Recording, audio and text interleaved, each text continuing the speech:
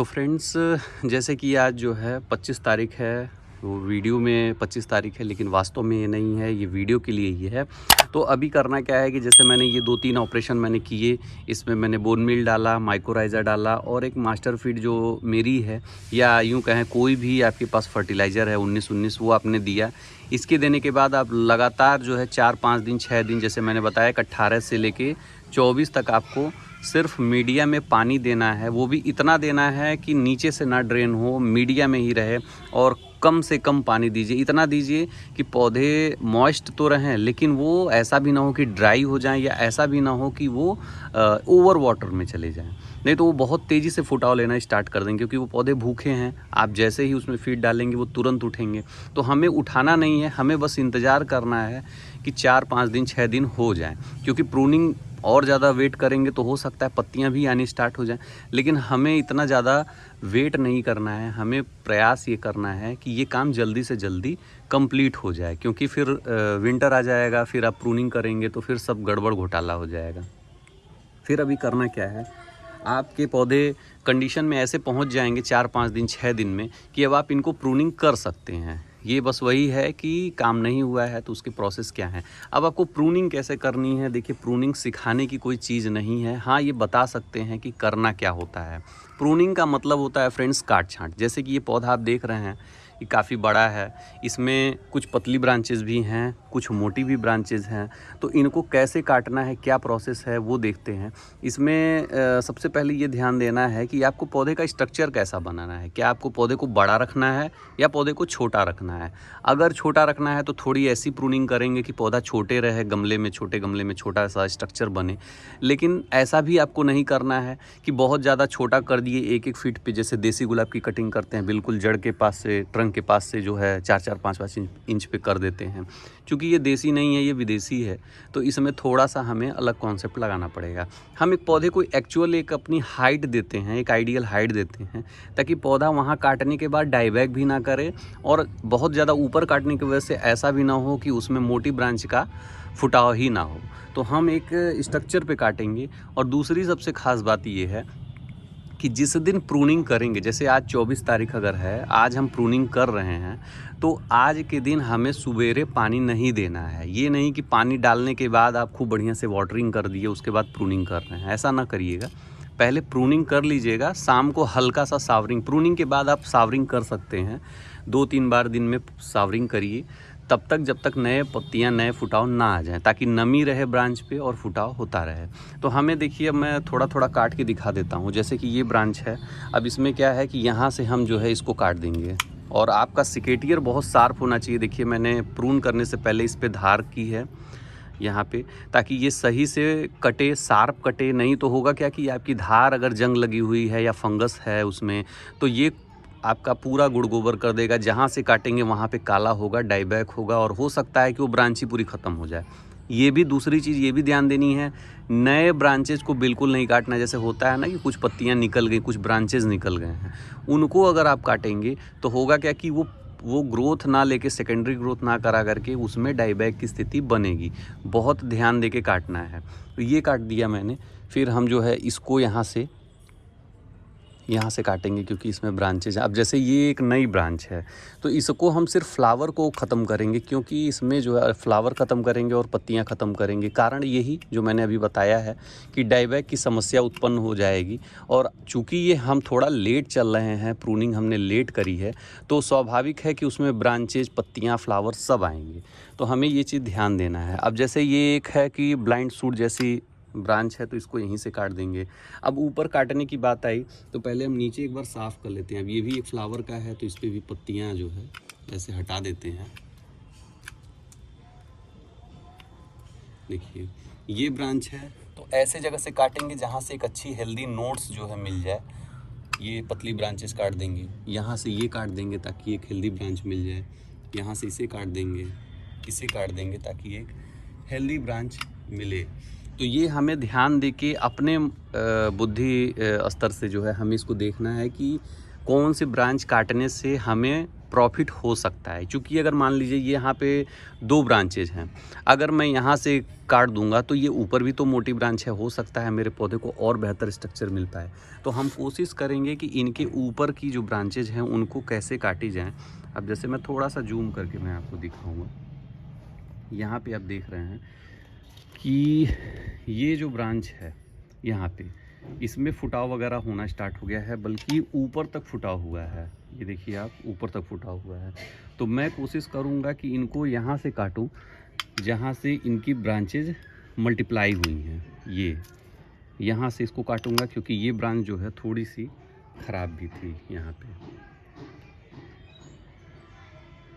तो जो है ये हो गई कटिंग। अब यहाँ से इसको थोड़ा सा नया फुटाव ले रहा है तो इसकी पत्ती बस हटाएंगे, नए फुटाव को नहीं हटाएंगे। ये हमेशा ध्यान देना है, जहाँ नई ग्रोथ स्टार्ट हो गई है उसको बिल्कुल छेड़ेंगे नहीं, और कोशिश करेंगे कि ऐसे ही ब्रांच को या पत्ती को तोड़ें, काटें जो पुरानी है या जो ऐसी है कि जिसको रखने से पौधे का स्ट्रक्चर या शेप जो है वो डिस्टर्ब होगा। तो अब देखिए, इसको मैंने यहाँ से काट दिया और इसको मैं पूरा ही हटाऊँगा। तो अब जो है मैं एक बार आपको पूरे पौधे का जो है स्ट्रक्चर में दिखा दूं कैसा है। ये आप देख पा रहे होंगे, ये आप देखिए, ये इस तरह का जो है कुछ स्ट्रक्चर बना है। ये देखिए, ये आप देख पा रहे हैं, यहाँ से ये पूरा जो है एक तरह का स्ट्रक्चर जो है डेवलप हो गया है। अब ये देखिए, तो आप देख पा रहे हैं ये इस तरह का स्ट्रक्चर जो है बन गया है। अब इसमें जो नई सूट्स हैं, यहाँ पे जो नई सूट्स है, यहाँ है, यहाँ है, ये सारी जो है एक्टिवेट होगी बड़ी फास्टली। यहाँ पे जो है ये फास्ट होगी यहाँ। अब देखिए, जो मैंने नोड है, नोड से लगभग 2 इंच ऊपर तक काटा है, इसलिए क्योंकि अगर ये डाइवैग भी करती है, जो कि स्वाभाविक है होगा, तो इस यहाँ तक आते आते मतलब ये नोड आपकी डिस्टर्ब नहीं होगी। ये सभी में आपको ऐसे ही काटना है कि अगर मान लीजिए नोड है तो एकदम इसके पास से नहीं, थोड़ा सा ऊपर से काटेंगे, ताकि वो डाइबैक भी करे तो वहाँ तक आते आते वो डाइबैक अपने आप ख़त्म हो जाए, या टेम्परेचर इतना हो जाए कि वो डाइबैक की स्थिति बने ही ना। तो ये इस तरह से काट छाँट करनी है। काट छाँट कर लिया आपने 25 तारीख को या 24 तारीख को। अब हमें 2-3 चीज़ें और करनी हैं, तो एक बार मैं इसकी साफ़ सफाई कर देता हूँ, आगे की प्रोसेस को मैं अच्छे से बताता हूँ। तो फ्रेंड्स, जैसे कि पता है आपको कि मैंने प्रूनिंग कर दिया। अब हमें क्या क्या चीज़ें और करनी है। अब जैसे इसमें प्रूनिंग के बाद से आप दिन में 2 से 3 बार जो है सावरिंग करेंगे पौधे पे। और ऐसा नहीं कि मीडिया पूरा गीला रख रहे हैं, ऐसा नहीं करना है। सुबेरे एक टाइम जो है मीडिया में पानी देंगे, इतना पानी देंगे कि हल्का सा मॉइस्चर बना रहे, बहुत ज़्यादा ओवर वाटर नहीं, गंगा जमुना नहीं बहानी है, आपको बस हल्का सा वाटरिंग करना है। उसके बाद आपको ब्रांच पे 2 से 3 बार, जैसे अगर सुबह एक बार आप दे सकते हैं, एक बार आप 3 से 4 बजे के टाइम में दे सकते हैं तो सफिशिएंट है। उसके साथ अगर बीच में अगर आपकी मतलब आप वर्किंग नहीं हैं तो आप दे सकते हैं, या घर का कोई व्यक्ति है जो दे सकता है दोपहर में एक बार सावरिंग, तो कर दे तो बेहतर है। किसी स्प्रे से या स्प्रेयर पंप से कर दे तो कम से कम ब्रांच जो है मॉइस्ट हो जाए। जैसा कि मैंने ऑलरेडी बोला है कि गुलाब एक टफ़ है। टफ़ फिनोमिना का मतलब ये नहीं कि उगाना कठिन है, इसकी प्रोसेसिंग बड़ी कठिन है, इस पे काम करना काफ़ी कठिन है, इसकी रेगुलेशन जो है, रूल रेगुलेशन को मेंटेन करना काफ़ी मुश्किल है। तो इस वजह से इसको दोपहर में अगर एक बार पानी आप दे देंगे तो ब्रांचेज जल्दी फूटेंगी, जल्दी ब्रांचेज निकलेंगी और अच्छी ब्रांच निकलेगी। तो ये आपको करना है। टिल तब तक करना है ये प्रोसेस कि मीडिया में कम पानी, ब्रांच पे 2-3 बार सावरिंग, ये तब तक करना है जब तक कि पत्तियां निकलनी स्टार्ट ना हो जाएं। जैसे कि ये ऊपर एक पत्ती जो है ब्रांच निकली हुई थी, ये एज ए रेफरेंस मैं बता रहा हूँ, ये पहले से निकली है। ऐसी ब्रांच निकलना जब तक स्टार्ट ना हो जाए तब तक आपको ऐसे सावरिंग वगैरह करते रहनी है।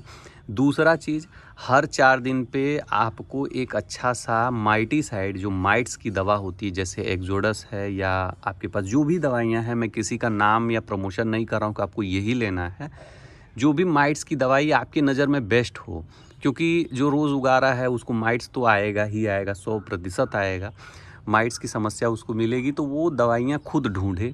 ये कोई ऐसा नहीं है कि, क्योंकि ऑलरेडी मैं दवाइयों पे बहुत सारी बातें करता हूँ तो लोग कहते हैं अरे सर आप तो प्रमोशन कर रहे हैं। मैं आपकी मदद करता हूँ कि दवाई का नाम बता दूँ, जहाँ मिलती वहाँ बता दूँ, तो लोगों को ये लगता है मैं उसमें से कमीशन खाऊँगा। एक बोतल पे अगर 5 रुपये मिल रहे हैं तो उससे मेरा जीवन थोड़ी या मेरे परिवार का भरण पोषण थोड़ी हो जाएगा। लेकिन अब आपकी सोच है। लेकिन यही है कि आपके एरिया में जो भी दवाइयाँ माइट्स के लिए मिलती हों, या आपको बेहतर लगती हो ये दवाई, वो इंट्राप्रिड हो गया, एक्सोडस हो गया, या कोई भी ऐसी दवा जो माइट्स की हो, हर तीसरे दिन या चौथे दिन आपको स्प्रे करनी है शाम के टाइम में। ये नहीं करेंगे तो जितनी भी नोट्स हैं वो आपकी टेढ़ी मेढ़ी पत्तियां बिल्कुल मुड़ी मुड़ी निकलेंगी, जो आपकी प्रूनिंग को भद्दा कर देंगी। दूसरी चीज़ हो गई।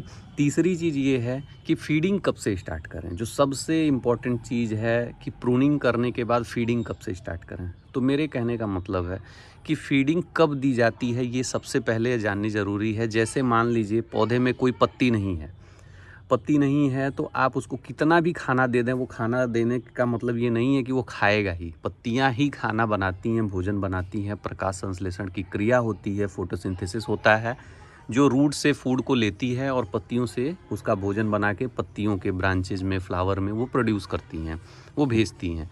तो कहने का मतलब पत्ती है नहीं तो फीड अगर आप ज़्यादा देंगे तो क्या होगा, आपके रूट में दिक्कत हो जाएगी, रूट रॉट हो सकता है, रूट डैमेज हो सकती है, पौधा ख़राब हो सकता है। तो हमें कोशिश ये करनी है कि प्रूनिंग के बाद कम से कम ये माना जाता है 10 से 12 दिन में नए फुटाव, नए अंकुरण होने लगते हैं। 10 दिन के बाद से आप अपनी फीडिंग स्टार्ट कर दीजिए।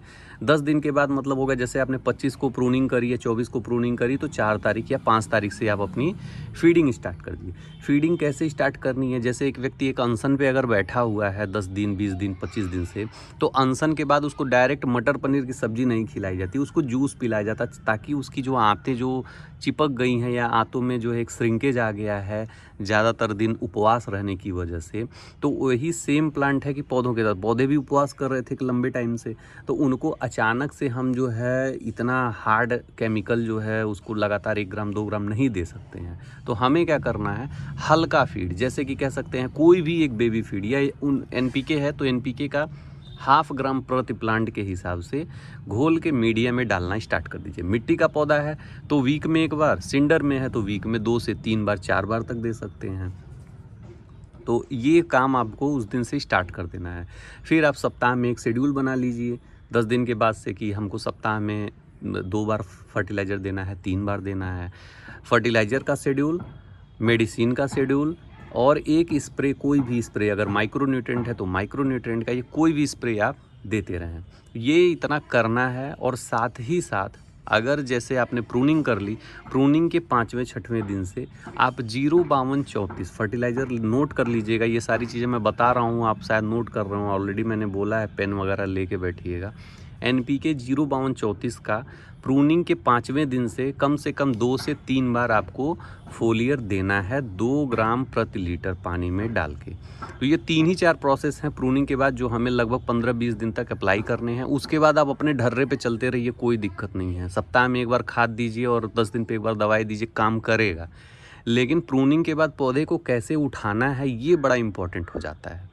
प्रूनिंग के पहले का प्रोसेस मैंने बता दिया, प्रूनिंग के बाद का प्रोसेस मैंने आपको ऑलरेडी मेंशन कर दिया कि तीसरे दिन, हर तीसरे दिन प्रूनिंग के बाद से हर तीसरे दिन आपको इंसेक्टिसाइड स्प्रे करना है माइट्स के लिए। प्रूनिंग के 5वें दिन से हर 5वें दिन कम से कम 3 बार, 5-5-5 यानी 15वें दिन तक आपको 05234 का 2 ग्राम प्रति लीटर के साथ स्प्रे करना है, ताकि सभी ब्रांचेज के सभी नोड्स के फुटाव तेज़ी से हों। तीसरा चीज़ है, फीडिंग आपको लगभग 10 दिन के बाद से स्टार्ट करनी है। कोई भी फीडिंग हल्की फीड से स्टार्ट करेंगे, ये नहीं कि 2 ग्राम प्रति प्लांट से, 2 ग्राम प्रति प्लांट से नहीं, 0.5 ग्राम प्रति प्लांट से स्टार्ट करेंगे। सिंडर है तो 3 बार, मिट्टी है तो 1 बार, तो ये करना है।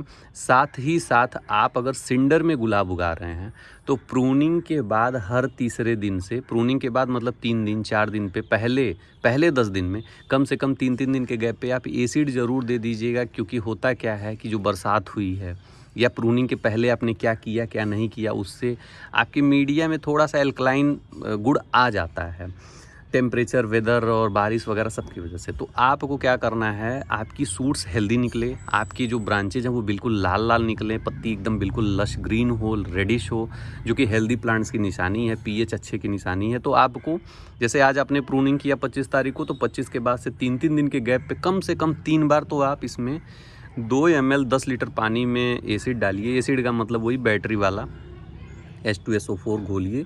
अब कुछ लोग बोलेंगे सर विनेगर डालना है, तो देखिए विनेगर से होता कुछ नहीं है, मैंने बहुत यूज़ किया है, तो इसीलिए मैं आपको वही एक ही तरीका बताऊंगा जो कि ट्राई एंड टेस्टेड है।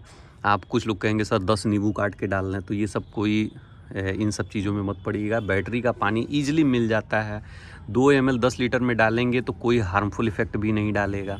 आप 3 बार कम से कम इसकी ड्रेंचिंग कर दीजिएगा। सिंडर के लिए, मिट्टी के लिए नहीं बोल रहा हूँ, ये सिंडर में एक स्पेशल कैरेक्टर आपको प्ले करना है।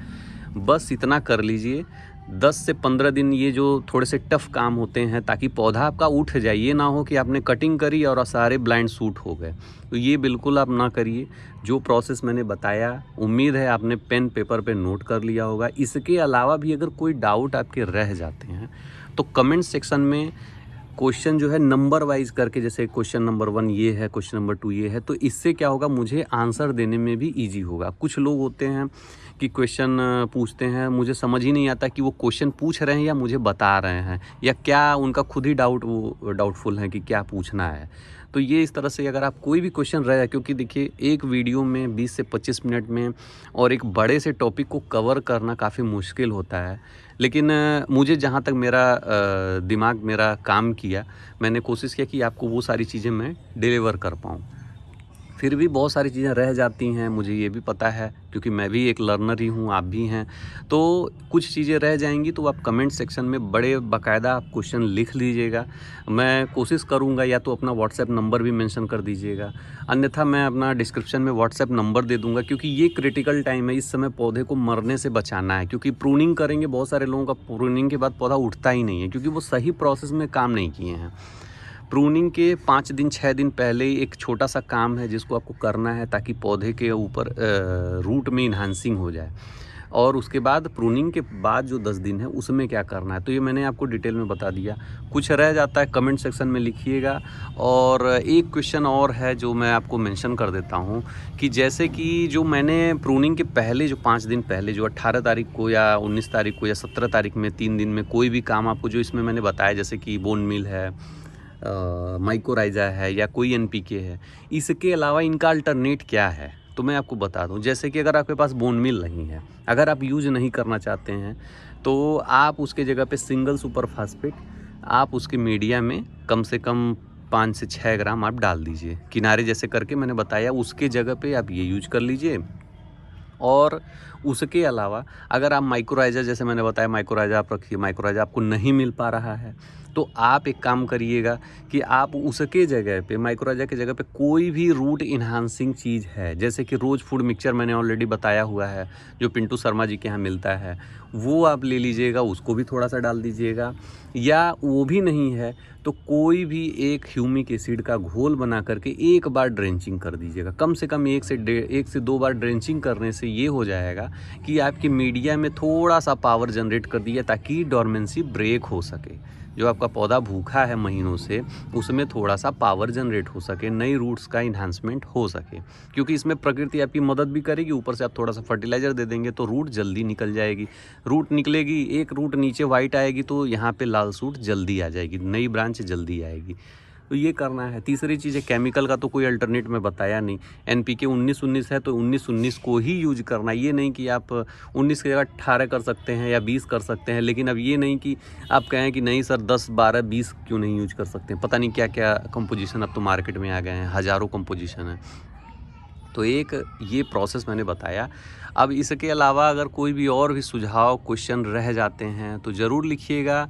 और दूसरी चीज़ है कि ये कोई ऐसा चीज़ नहीं है कि जो गुलाब इतना टफ हो। सिंपल सा कॉन्सेप्ट है, गुलाब भूखा है, कुछ खाना दे दीजिए, उसके बाद उसकी काट छाँट करिए, फिर उसके बाद जो है उसमें फीडिंग ऐसा दीजिए कि धीरे धीरे वो ग्रोथ पकड़ ले। और जब ग्रोथ पकड़ लेगा तो सिंपल सा एनपीके भी देंगे तो भी वो ग्रोथ में तब्दील हो जाएगा। लेकिन उसके बीच में जो ये 10-15 दिन का टाइमिंग होता है, प्रूनिंग के 5 दिन 10 दिन पहले और प्रूनिंग के बाद के 10 दिन, ये बहुत ही क्रिटिकल क्रूशियल टाइम होते हैं जिसमें आपको गुलाब को संभालना होता है। तो फ्रेंड्स, वीडियो काफ़ी बड़ी हो गई, 25 से 30 मिनट की हो गई। तो आशा करता हूँ कि आप लोगों को वीडियो समझ में आ गई होगी। तो चलिए फ्रेंड्स, मिलते हैं नेक्स्ट वीडियो में एक अच्छी सी यूनिक सी इन्फॉर्मेशन के साथ। तब तक के लिए बाय बाय फ्रेंड्स।